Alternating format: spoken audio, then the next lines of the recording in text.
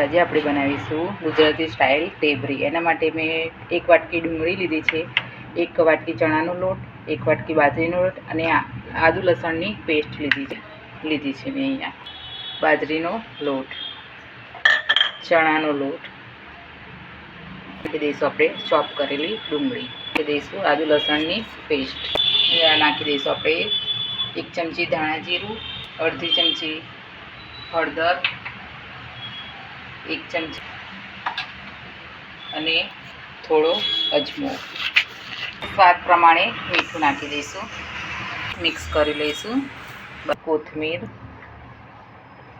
બરાબર નાખીને આપણે એનો લોટ બાંધી લઈશું। થઈ ગયો છે આ રીતે, એને આપણે મૂકી નથી રાખવાનો, તરત જ એની ઢેબરી બનાવી દઈશું આપણે। આ રીતે આપણે ઢેબરી બનાવી લઈશું। આ રીતે બનાવી લીધી છે આપણે, એને ગરમ તેલમાં તળી લઈશું। શકો છો તૈયાર છે, તમે જોઈ શકો છો। તમને પ્લીઝ મારી વિડીયો ગમતી હોય તો લાઈક અને સબસ્ક્રાઈબ કરવાનું ભૂલતા નહીં।